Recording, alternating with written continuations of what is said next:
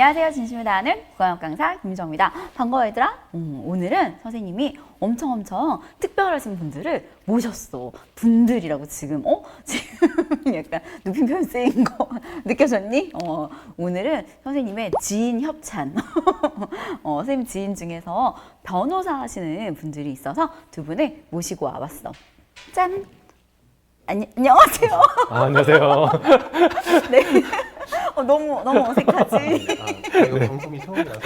이런 방송. 네네. 네, 이런 네. 방송이 처음이어가지고. 네네. 원래는 선생님이 반말을 쓰는데 공식적인 자리니 존댓말을 써보도록 아주 노력을 해보도록 할게, 얘들아. 네.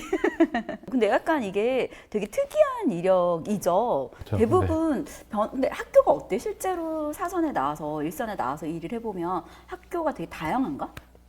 요? 로스쿨이 네. 이제 생기면서부터 훨씬 더 다양해지긴 했지만 네. 그래도 대부분 이제 법조계에서는 흔히들 스카이라고 하죠. 네, 서울대, 고려대, 연대 변호사분들이 제일 많고, 네, 그 이외에 또 뭐 다른 각종의 또 변호사님들이 계시긴 합니다. 어쨌든 좀 아무래도 네. 스카이 출신이 제일 많긴 하고, 네. 근데 굉장히 특이한 경찰대 사실 경찰대 나와서 변호사를 하는 일이 거의 없잖아요. 예전에는 뭐 거의 없다시피 했는데 이제 로스쿨 생기면서 조금씩 늘어나고 있지만 그래도 다른 대학에 비해서는 훨씬 더 네, 적은 편이죠. 그렇죠. 근데 기본적으로 원래 경찰대 인원수 자체가 원래 한 학년이 몇 명이죠? 120명밖에 안 돼서. 그렇죠. 원래 한 학년 자체가 120명이니까 우리 이제 지금은 100명 진짜? 이렇게 들어오고 있습니다. 네, 인원이 줄어서. 네. 우리 과는 과가 50명이었는데. 그때 제가 대학 갈 때요. 네. 서울대에서 1년에 한 학번에 입학생이 5,000명이었거든요. 거기에 비하면 진짜. 굉장히 적은 숫자. 하필 또 서울대랑 비교하네. 약간 진짜 약간 울컥했어. 되게 많은 학교 중에 하필 그런 비슷한 수준이라 그런 거. 계세요. 근데 진짜 한 100명이 엄청 작은 숫자인데 그럼 그 안에서 변호사 된 친구들은 더 작을 텐데 약간 개인적이긴 한데 왜 경찰대를 다니다가 약간 약간 TMI이긴 한데 우리 애들이 혹시 궁금해할 것 같아가지고 얼핏 자기소개할 때 이야기하시긴 했는데 잠깐 소개를 해주면 이분 같은 경우에는 로스쿨을 나와서 변호사가 되신 케이스. 그리고 저쪽 분 같은 경우는 사실을 봐서 지금은 진짜 없어졌지. 지금 없어졌지. 사실을 봐서 그리고 검사를 하다가 변호사가 되신 분이거든. 그래서 아마 약간 좀 우리 아이들도 궁금할 것 같아가지고 선생님이 대신 질문을 한번 해볼게. 혹시 왜 변호사 그럼 네. 왜 경찰대를 졸업하고 변호사 시험을 보게 된 거야? 일단 경찰 대학을 다닐 때는 재밌었는데 대학을 졸업하고 나서 실제 경찰 일을 해보니까 생각보다 제 적성이 정말 안 맞았어요. 제가 되게 엉덩이가 무거운 스타일이어가지고 돌아다니는 걸 별로 안 좋아했거든요. 근데 경찰 일은 되게 많이 돌아다니는 게 기본입니다. 열심히 돌아다녀야 돼요. 돌아다니는 게 되게 좋아하는 사람이 적성이 잘 맞는 일이라서 어떻게 하지? 해서 다른 직업을 찾아볼까 했는데 그때 제가 갑자기 생뚱맞게 한 번도 안 해본 일을 도전할 수도 있었는데 그럴 용기가 없었어요. 그래서 하던 걸 하다 보니까 경찰대학 다니면서 제일 많이 배웠던 게 법학이었거든요. 그래서 그럼 법학으로 볼 수 있는 게 뭐가 있지? 했더니 찾아보니까 사법시험이 있더라고요. 그래서 사법시험을 보게 됐더니 정말 하늘이 도와서 합격했어요. 왜냐면 그때 사법시험 보기 위해서 먼저 영어 일정 점수를 요구해요. 높은 점수는 아니었는데 제가 그 시험을 영어 점수를 봤는데 커트라인보다 3점 높게 나왔어요. 이게 참고로 1000점 만점에 토익이나 탭스 기준입니다. 네, 그래서 3점 높게 나와서 이 시험은 보라는 시험이구나. 1000점 만점에 네. 3점 높게. 3점 만에 3점 높게. 커트라인보다 3점. 네, 커트라인 3점. 그래서 사법시험을 1차를 봤는데 하늘이 도와서 붙었어요. 그러니까 그때부터 이제 본격적으로 2차 준비를 해서 2차 시험도 붙었고 2차 시험 붙은 다음에 연수원 들어갔더니 제가 연수원 들어가기 전에 결혼을 했거든요. 가서 이제 연수원 들어서 남들과 다르게 연애 생활을 안 하다 보니까 어떻게 운이 좋아서 또 다시 검사가 되는 길로 가게 됐습니다. 아니, 너 갑자기 듣다가 궁금해진 건데, 그럼 다 모든 1차, 2차 시험을 다 한 번에 합격을 하신 거? 2차는 정확히는 2번에 합격한 거죠. 1차를 한 번 붙으면 사법시험은 2차를 2번 볼 기회를 줘요. 그 해에 2차 시험을 한 번 보게 해주고 한 번 떨어져도 그 다음 해를 기회를 주거든요. 그래서 1차 시험을 붙은 해 다음 연도. 머리가 엄청 좋은 거 아닌가? 전혀 머리는 좋지 않습니다. 저는 항상 기억력이 되게 나쁘고 거의 앵무새급이라고 보시면 됩니다. 아니 그 어려운 시험을 한 번에 그냥 바로바로 패스를 한 한 건 머리 좋은 것 같긴 하지만 어쨌든 약간의 의구심을 가지고 계속 질문 이어가 볼게요. 경찰대를 나와서 왜 변호사를 저는 이제 하게 대학 된 다닐 거예요? 때부터 약간 어떤 사법시험에 대한 로망이 있었어요. 왜냐하면 우리나라에서 뭐 최고의 또 법률 시험이고 법률 전문가가 될 수 있는 거기 때문에 제가 경찰이 되더라도 어떤 그런 자격증을 가지고 있으면 자신 있고 또 그럼 경찰이 되더라도 그러니까 경찰 일을 계속 하면서도 그냥 그런 자격증을 가지고 있을 수 있는 거예요? 네네네네. 그래서 저는 처음에 이제 공부를 시작했던 거는 경찰 업무를 하면서 더 전문적으로 할 수 있고 능력을 인정받을 수 있다는 생각에 이제 사법시험 공부를 했던 거고 그 이후에 이제 제가 졸업을 하게 되고 승진을 하게 됐어요. 동기들보다 좀 더 빨리 승진을 하다 보니까 이 경찰에서는 이제 승진을 하게 되면 일량이 급격히 줄어요. 그러니까 그때부터 특별히 내가 할 일이 별로 없어지게 되거든요.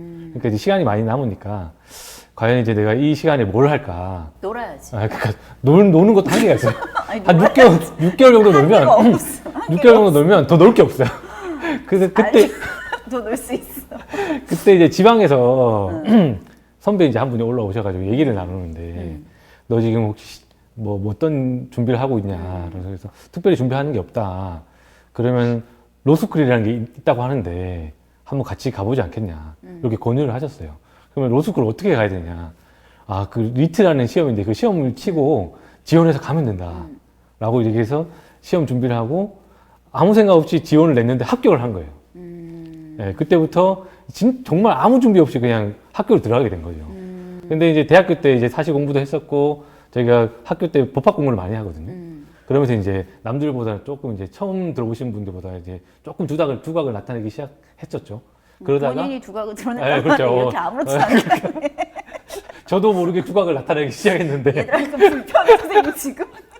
선생님 지금 좀 불편해. 그러다가 저는 원래는 로스쿨 졸업하고도 자격증을 가지고 경찰에 복직할 생각이었어요. 그런데 이제 2학년 끝나고 3학년 초에 법무법인 태평양이라고 우리나라 굴지의 대형 로펌이 있습니다. 거기서 이제 합격 통보를 받은 거예요. 2학년인데요? 3학년. 로스쿨 몇 학년까지죠? 3학년 3학년까지인데 까지인데 3학년 초에 3학년 초에 그러니까 사실 2학년 끝나자마자 네. 아예 그냥 이런 네, 식으로 컴컴 들어오는 졸업하고 거야? 바로 태평양으로 출근하라는 합격 통보를 받은 거예요. 어머. 네. 그때부터 고민이 시작됐죠, 이제. 원래 목표는 졸업하고 경찰로 다시 돌아가는 거예요. 근데 법무법인 태평양이라는 굴지의 대형 로펌에서 출근을 하라. 끝나고 졸업하면. 라고 이제 통보가 온 사이에 이제 그리고 졸업하기 한 달, 두 달 전까지 고민을 많이 했어요. 내가 원래 목표인 경찰로 돌아갈 것인가. 아니면 새로운 또 변호사로서의 어떤 새로운 길을 한번 모색해 볼 것인가. 애들이 되게 궁금해할 것 같은데 검사를 하다가 변호사가 됐다고 했잖아요. 네. 그러면 그 약간 판사, 검사, 변호사 이런 이렇게 무슨 차이가 있는지 애들 되게 궁금해하거든. 판사, 검사, 변호사? 제가 먼저 판사부터 설명하는 게 쉬울 거예요. 재판이 딱 열리면 가서 우리가 딱 봐도 제일 높은 데 앉아 계신 분 있잖아요. 그리고 당신 유죄, 당신 무죄 이렇게 선고해 주는 그래. 분이 판사님이세요. 지난번에 그 왜 탄핵됐을 때도 머리 네. 부릅불 말고 나오시 머리 막 꼬그랗게 마신 분이 어. 탄핵 그러시잖아요. 그분들이 판사님이세요. 근데 이제 전 세계도 다 대부분의 문명 국가는 마찬가지인데 판사 혼자 독단적으로 결정을 못 하게 해놨어요. 그래서 그 사람이 어떤 누군가 범죄를 저질렀다고 했을 때 판사가 이 사람 유죄인지 무죄인지 판단할 수 있으려면 먼저 검사가 기소를 해야 돼요. 기소하지 않은 사람에 대해서는 판사는 절대 유죄냐 무죄냐 말을 못합니다. 기소가 뭐예요? 네, 재판에 넘기는 겁니다. 저 알아요. 네. 아, 네. 학생 B니 학생 B. 알았어요. 나 네. 지금 애들 대표. 네, 네. 그래서 법정까지 나가게 하는 거는 저 사람 법정에 세울지 말지 결정은 검사가 하거든요. 검사가 저 사람 법정에 세운다 결정을 해야 그 다음에 판사는 그 법정에서 판결을 할 수 있는 거고요. 그런데 이제 여기서 보면 억울한 사람이 있을 수도 있잖아요. 또 억울하지 않아도 누군가 그 사람을 대신해서 말해줄 사람이 필요하거든요. 그래서 모든 문명 국가는 변호인을 두고 있습니다. 변호사라는 제도를 두고요. 변호 원래는 정확히 이제 변호인이 범죄를 저질렀다 의심받는 사람을 변호해주는 사람인데요. 그 자격을 둔 게 변호사입니다. 변호사 자격이 있는 사람만 변호인을 두게 하고 있는 게 대부분의 문명국가 다 채택하고 있는 제도고요. 그렇구나. 그러면 재판을 할 때 정리 잠깐 해주면 얘가 죄가 있어 라고 이제 고소하는 애가 검사가 되는 거고 네. 그 다음에 아니야 얘는 그렇게 죄를 짓지 않았어 라고 변호해주는 사람이 변호사가 되는 거고 그 두 명의 말을 종합해서 판결을 내는 사람이 판사가 되는 거죠. 아주 정확합니다.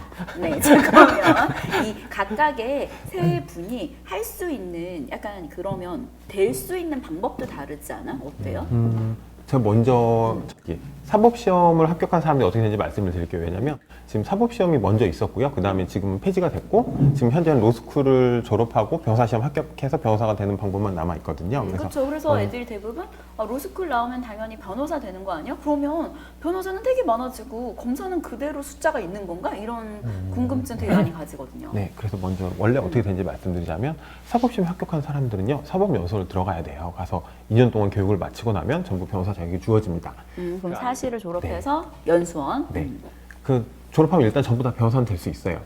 그 변호사 될 수 있는 사람들 중에서 연수원 때 성적과 사법시험 합격 성적을 합산해서 지원자를 받아서, 근데 지원자가 많을 거 아니에요. 판사를 100명만 뽑는데 200명이 지원하면 사법시험 성적하고 사법연수원 성적을 합산해서 성적 우수한 사람 순으로 100명을, 판사를 100명, 검사를 100명 정도 선발을 합니다. 그러면 판사가 왕?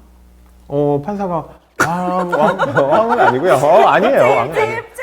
이렇게 말씀드릴게요. 얘기를 쳐보면 성적이 제일 좋은 애가 판사, 지원자 제일 많은 게 판사 최고 이거 아니에요? 근데 지원자 제일 많지는 않아요. 네. 아까 말이 달라졌어요. 제가 다시 설명드릴게요. 성적이 제일 높은 건 맞습니다. 성적이 제일 높은데요. 근데 이제 지원자가 많지 않은 이유는 선발 인원은 대략적으로 정해져 있거든요. 미리 대충 내정돼 있습니다. 선발 몇 명 뽑겠다 그러면 정확히 칼같이 한치 오차도 없이 오로지 성적순으로 뽑기 때문에 이미 자기 성적을 알고 지원을 하거든요. 그래서 성적이 맞지 않은 사람은 지원을 하지 않아요. 그러니까 결국에 네. 왕. 축구 보셨죠? 심판 왕. 축구에서 심판 왕. 하지만 메시는 심판이 아니라는 거. 호날두도 심판이 아니죠. 진짜 완전 왕. 네. 너무. 물론 이제 퇴장 레드카드 내밀면 메시도 나가야 돼요. 하지만 즐겁게 선수로 뛰는 사람은 메시. 귀에 쏙쏙 박혀 얘들아. 귀에 쏙쏙 박혀. 자꾸 마음 아프게 그러지 마세요. 그러면 판사님 죄송합니다. 네. 존경하신 판사님 이거 해야 되는. 존경하는 판사님께서 또 화내시면 안 되는데. 그러면 성적순으로 그렇게 해서 로스쿨도 마찬가지. 로스쿨은 조금 달라요. 그 기존의 사시 방식하고. 이게 지금 사시의 방식인 네, 거죠? 이건 사시 방식이고. 기존의 사시의 방식이고 로스쿨이 들어오면서 도입이 되면서 기존에 이제 판사 선발 제도도 조금 변경이 됐거든요. 그런데 이제 완전히 이제 로스쿨로 변경이 됐기 때문에 사실은 2017년 12월 31일 날 없어진 제도고 학생들이 이제 1학년에 들어가잖아요. 로스쿨에 자 1학년. 그럼 2학년 들어가요. 2학년 올라갔죠. 2학년. 그럼 2학년 때부터 검사를 하고 싶은 사람들은 검사 시험을 준비해요. 학교에서. 그 다니는 중에. 그리고 3학년 말에 검사 시험을 쳐서 검사 임용할 사람을 선정을 합니다. 그 사람 그러면 이제 3학년 때잖아요.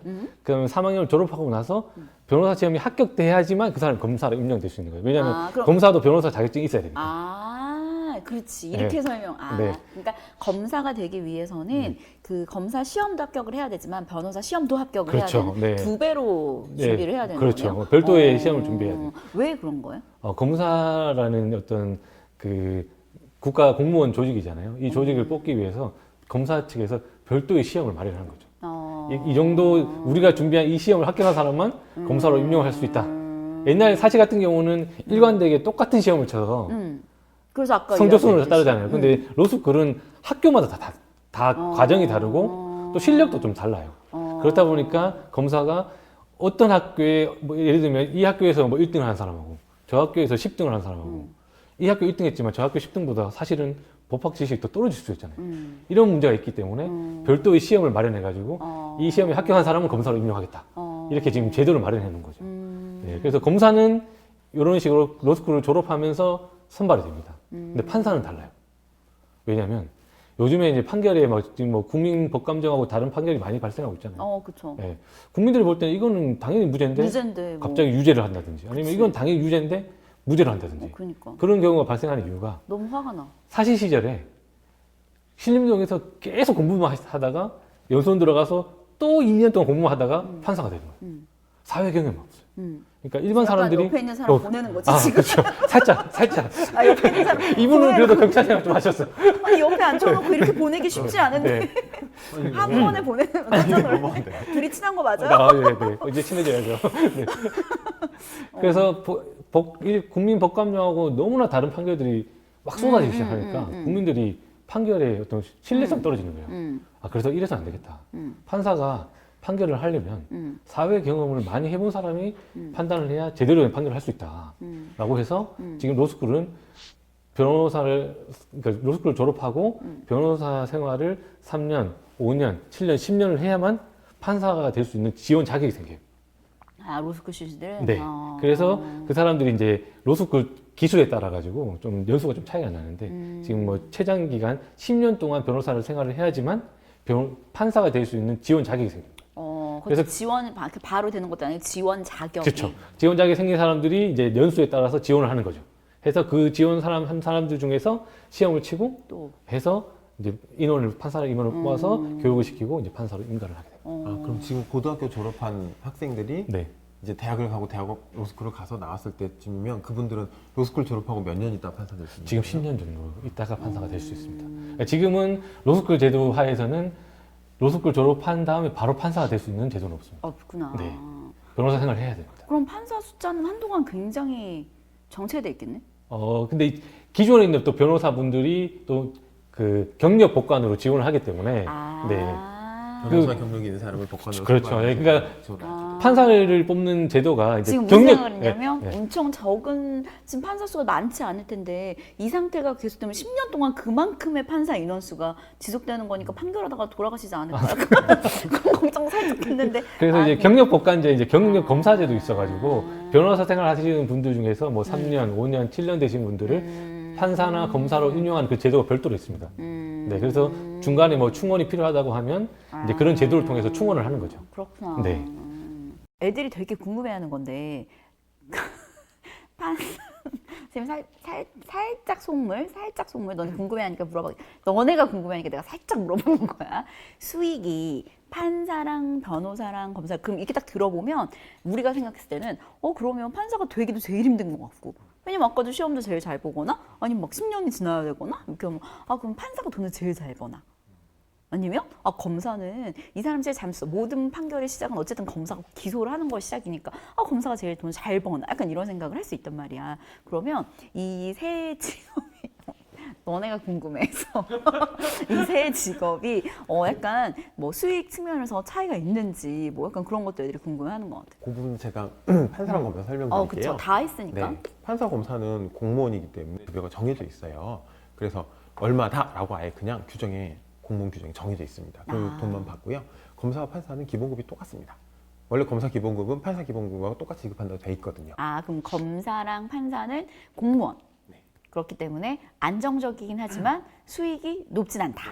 아까 말씀드렸듯이 검사하고 판사분은 어느 정도 정해져 있어요. 급여가. 네, 공무원이다 보니까. 네, 변호사는 급여가 천차만별입니다. 예전에는 변호사 수가 훨씬 적었어요. 지금보다. 예를 들면 뭐 변호사 수가 막 30명, 뭐 50명, 뭐 100명일 때가 있었거든요. 그분들은 그냥 연수원 졸업하시고 변호사가 간판 딱 걸면 그냥 막 돈이 굴러 들어와요. 맞아. 네. 왜냐하면은 변론을 해줄 사람이 없어요. 변호사가 막 30명, 50명이니까. 그러니까 오히려 판사, 검사 하시는 분들보다 변호사 하시는 분들이 돈을 훨씬 많이 벌었어요. 근데 맞아. 지금은 이제 로스쿨하고 사시가 중간에 같이 이제 졸업할 때도 있었고, 지금만 해도 한 1,500명, 2,000명이 이제 매년 변호사가 쏟아지면서 변호사 인원이 엄청 많아요. 2만 명이 넘고 지금 거의 3만 명 가까이 돼요. 정말 숫자의 네. 차이가 크게 나요. 그래서 이제 옛날하고는 좀 방식이 다른 게 옛날에는 그냥 변호사만 되면 돈이 그냥 불러 들어왔어요. 근데 지금은 변호사 자격증이 있으면 자기가 어떤 마케팅이라든지 아니면 어떤 수행하는 방법이라든지 이런 스스로 자기를 알릴 수 있는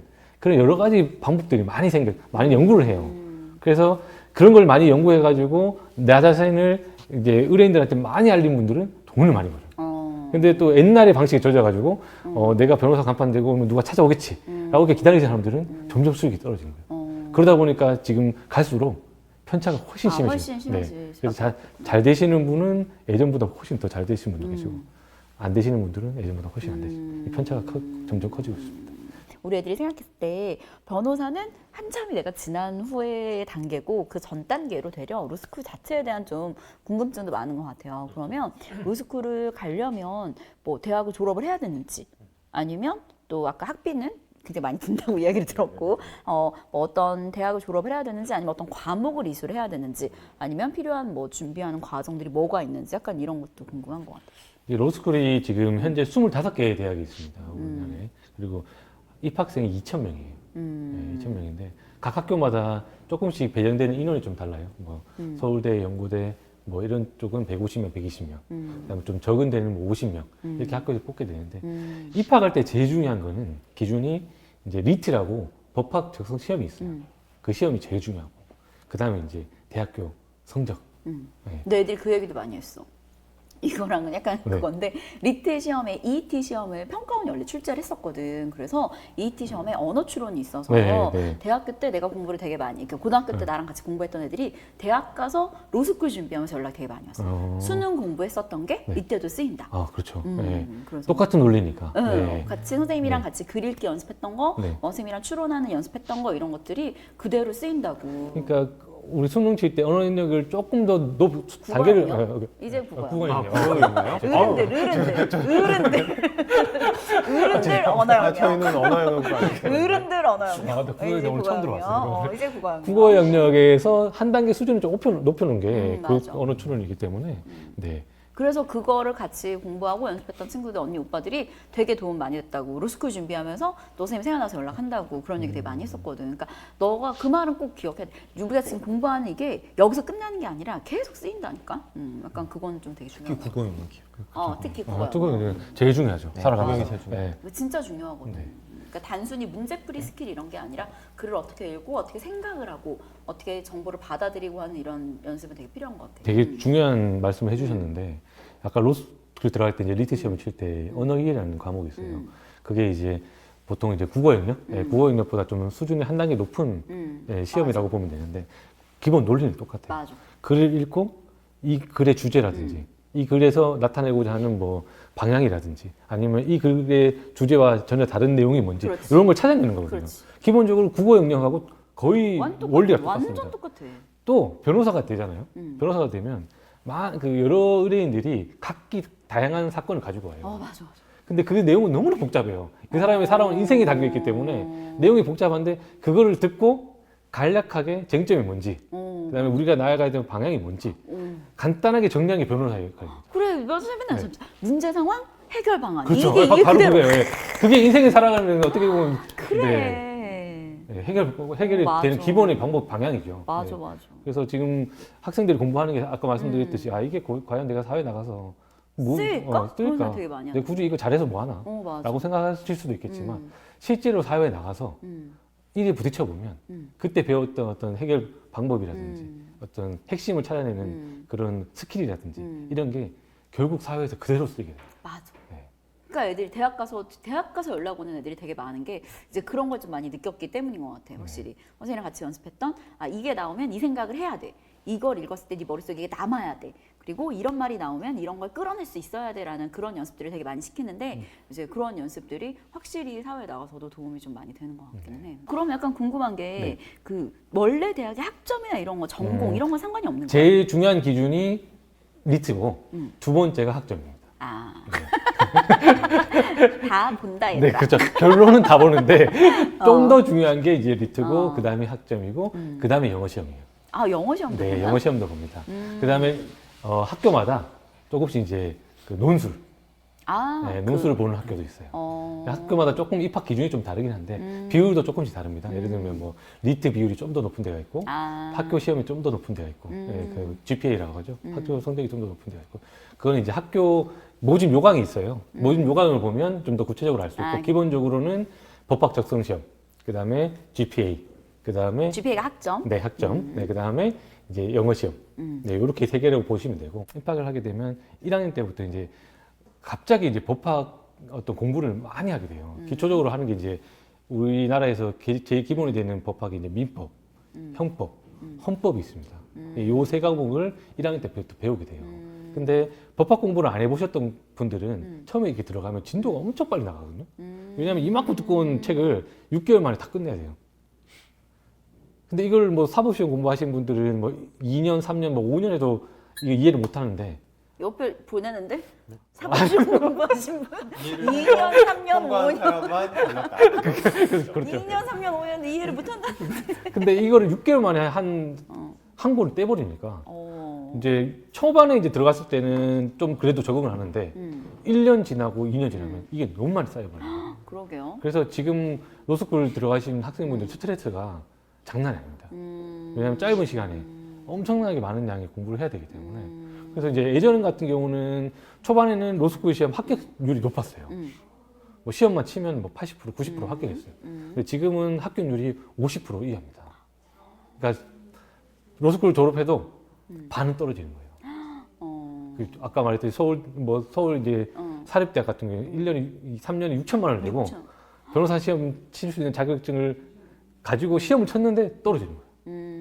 또 문제는 뭐냐면 이 변호사 시험에 가장 좀 큰 문제점은 5년에 5번 기회밖에 없어요. 응? 시험 기회가. 아 그럼 5년 동안 5번 내에 합격을 못하면 그러면 이제 변호사 시험 칠 자격이 없어집니다. 그럼 궁금한 게 네. 5년 동안 5번 다 응시 안 하고요. 한 번 뺐다가 네. 4번만 응시, 한 번 아껴놨다 6년째 응시할 수 있어요? 없어요. 5년 기한이 있습니다. 아, 그것도 안 돼요? 네. 함께 풀어가는 의원 그러니까 5년 결론은 5년 5년 동안 내. 합격을 못하면 변호사 시험을 칠 수가 없어요. 자격이 없어집니다. 그럼 이런 어떻게 해야 돼요? 다시 로스쿨 들어가야 돼요. 아, 다시? 1학년 들어가야 돼요. 1년에 다시 2천만 원 천만 원? 잡고? 네. 아, 충격. 그렇게 학교는 되게 좋네요. 네? 학교는 되게 좋네요. 학교는 좋을 수도 네. 있죠. 네. 그렇기 때문에 지금 이제 들어가시는 분들은 사전 공부를 많이 하세요. 예전에는 이제 합격률이 좀 높을 때는 로스쿨 들어가서 공부를 해서 이제 합격을 하면 된다는 생각이 이제 많았는데 지금은 대학교 졸업하시기 전부터 리트 공부랑 민법, 형법, 헌법을 공부하시는 분들이 많이 생겼어요. 네. 그래서 로스쿨 들어가서 이제 어느 정도 적응을 하시려면 대학교 4학년 때부터 좀 더 빠르면 3학년 때부터 가장 기본적인 민법, 헌법 공부는 조금씩 해놓으시는 게 좋아요. 아 그래서 아까 경찰대를 졸업하면 어쨌든 법을 많이 배우기 그렇죠. 때문에 네. 그러면 좀 유리할 수 있었구나. 네네, 네 맞습니다. 그리고 요즘에는 방학 때 예전에는 집에 이제 뭐 가서 이제 가족들하고 같이 보내고 이렇게 하시는 분들이 많았어요. 근데 요즘에는 방학 때 대부분 신림동으로 많이 가십니다. 왜냐하면 방학이 남들하고 다 떨어져 있잖아요. 그러니까 남들이 어떤 공부를 할지 몰라요. 근데 어떤 사람들은 방학 때 열심히 공부를 해요. 어떤 사람들은 가족들하고 친구들하고 놀다가 다시 학기 2학년 1학기 들어왔어요. 차이가 확 벌어져요. 확 벌어지는. 네. 왜냐하면 너무 짧은 시간에 너무 많은 거를 확 그렇죠. 나가니까. 네. 그래서 요즘에는 1학년, 2학년 방학 때 신림동에 들어가서 공부하시는 분들이 상당히 많이 늘어났어요. 예전에 이제 사시 공부하시던 분들이 빠지면서 변호사 시험 준비하는 학생들이나 로스쿨 졸업하고 변호사 시험을 다시 준비하는 학생들이 신림동을 차지하고 있는 거죠. 네. 경쟁이 예전보다 훨씬 심해졌습니다. 네.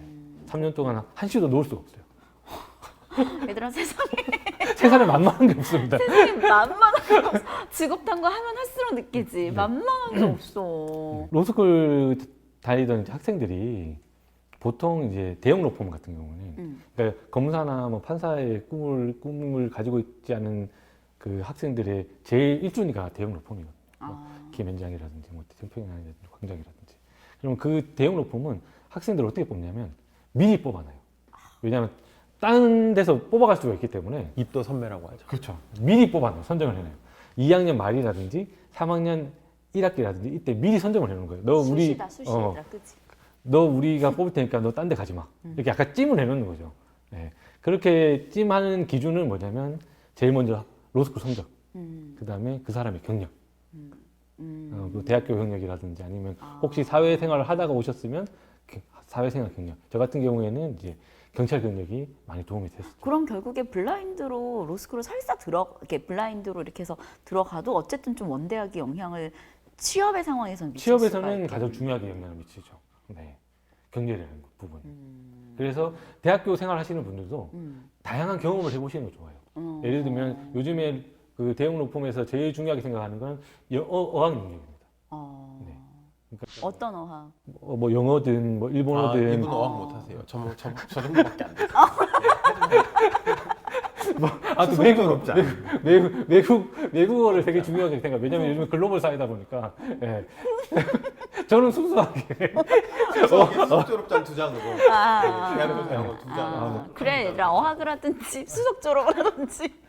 어학 능력을 상당히 중요하게 생각하고 특히 이제 어떤 문제 해결 능력, 아까 말씀하셨던 문제 해결 능력. 왜냐하면 그 학생들이 선출하는데 보통 이제 대형 로펌 같은 경우는 인턴 제도라는 걸 해요.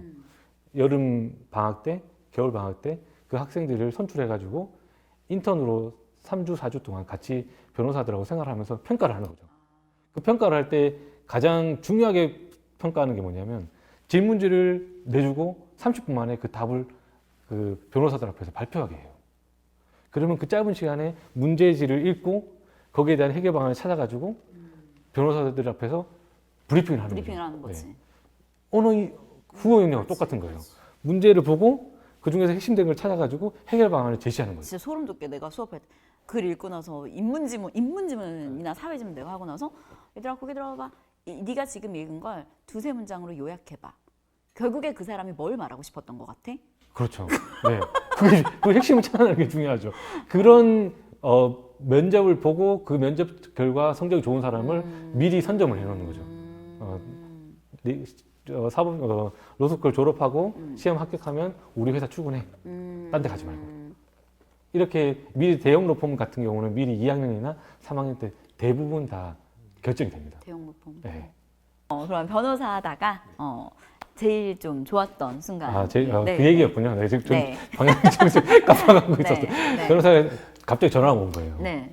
저하고 같이 근무했던 직원이 검찰 조사를 받고 있대요. 경찰에서 10년 동안 함께 일을 같이 했었던 직원이 전화가 오고 직원분이? 변호사가 되고 난 뒤에 검찰 조사를 받고 있다는 뇌물수수. 불법 오락실이라는 업자로부터 뇌물을 받았다는 혐의로 조사를 받고 있는데 좀 사건을 맡아주면 안 되겠냐. 그때 너무 고민했어요. 내가 사건 맡았다가 이 직원 괜히 잘못되면 나 어떡하나. 내가 같이 이렇게 영입해서 같이 근무를 해야 되나. 내가 먹여 살려야 되나. 이런 고민을 많이 했어요. 그러다가 결국 그 사람이 하고 있는 업무를 지금 현재 있는 변호사 중에 제일 잘하는 사람은 나밖에 없다. 라는 생각에 제가 수임을 해서 결국 지금 최종 결론은 안 났지만 지금까지 잘 되어 왔어요.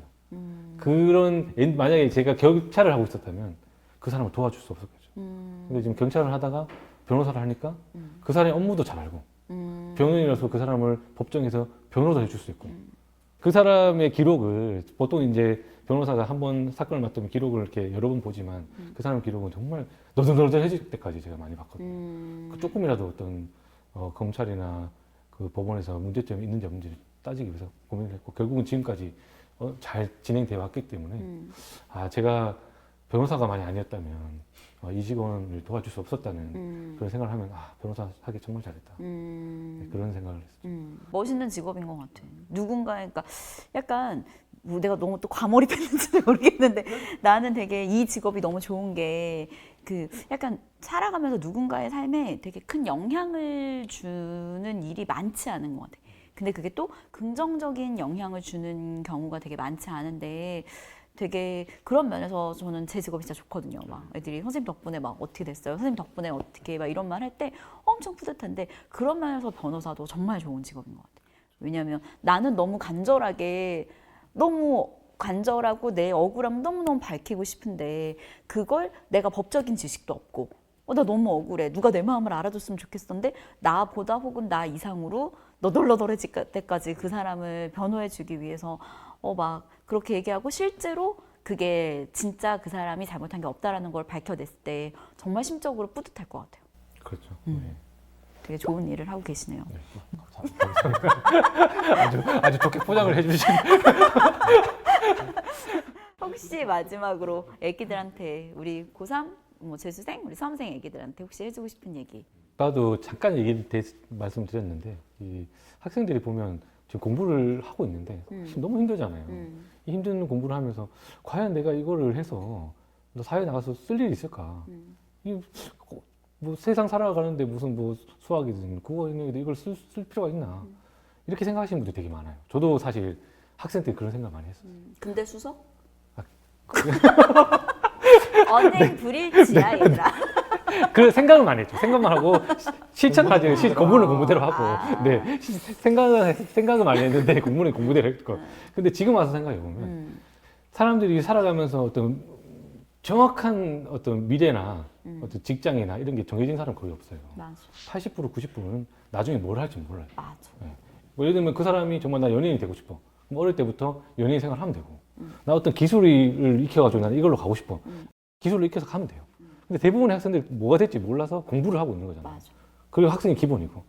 그러니까 내가 예를 들면 저기라는 곳에 가고 싶어요. 가고 싶은데 내가 걸어갈 수도 있고 뭐 뛰어갈 수도 있고 하는데 중간에 강이 있어요. 그럼 거기가 배가 있어요. 그럼 거기로 가기 위해서는 배를 타야 되잖아요. 안 타면 한참 돌아가야 돼요. 이 공부라는 거는 그 배와 똑같다고 생각해요. 준비해온 멘트인데? 준비를 아까 조금 전에 했습니다. 근데 이 정도 비로 나왔으면 이건 준비가 있다. 저기라는 목표를 가기 위해서 지금 당장은 내가 저 목표 가는 데하고는 상관없을지 모르지만 이 배를 타지 않으면 저기 갈 수 없을 수도 있어요. 맞아. 네. 지금 공부하고 계시는 거는 내가 목표로 가기 위해 중간에 거쳐야 되는 배와 같은 역할이라고 생각하시고 언젠가는 이 배를 탔기 때문에 내가 그 목표로 갈 수 있다는 생각을 가지고 지금 하고 계시는 공부 열심히 하시길 바랍니다. 맞아. 네. 그러니까 약간 설사 내가 중간에 꿈이 바뀌더라도 내가 손에 이런 걸 가지고 있으면 되게 그런 거를 더 훨씬 방향 전환을 좀 빠르게 할 수 있는 것 같아. 그리고 뭐든 열심히 해본 사람은 다른 일도 열심히 해. 그러니까 선생님 제자 중에서도 그 운동을 하다가 그만뒀던 친구였는데 그 친구가 국가대표까지 갔었던 친구란 말이지. 그러니까 얘가 완전 제로 베이스에 시작했는데 1년 만에 확 따라잡고.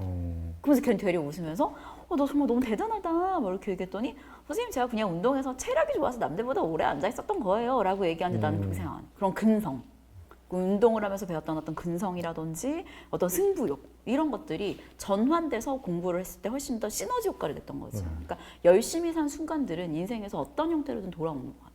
그리고 또 마지막으로 얘기해 주세요. 저는 그 말씀을 드리고 싶어요. 저기 공부라는 건 결국 결과를 내기 위해서 진행되는 거잖아요. 그래서 나중에 근데 내가 열심히 했는데 결과는 오히려 나쁠 수 있어요. 실수도 되게 많이 작용하잖아요. 실수도 많고 그날 컨디션도 있고 근데 결과에는 크게 그 결과에 신경 안 쓰셨으면 좋겠어요. 내가 이만큼 공부를 결과를 얻기 위해서 열심히 노력해온 과정이 더 중요한 거거든요. 과정에 최선을 다했고 그랬으면 이제 결과를 지날 때는 그건 어쩔 수 없는 일이라고 보시면 돼요. 결과가 나빴을 때, 그러니까 성적이 나빴을 때 내가 왜 성적이 나빴나, 내가 원하는 만큼 제대로 노력을 안 했다, 그러면 나를 돌아보고 반성을 하시면 되는데 내가 정말 최선을 다했어요. 근데 결과가 안 좋다? 그거는 슬퍼하거나 화낼 일이 아니에요. 내가 얼마나 노력했냐 그 과정을 다시 돌아보시고 그게 맞다면 틀리지 않으셨거든요. 그럼 맞는 방향, 저는 그분이 맞다고 생각합니다.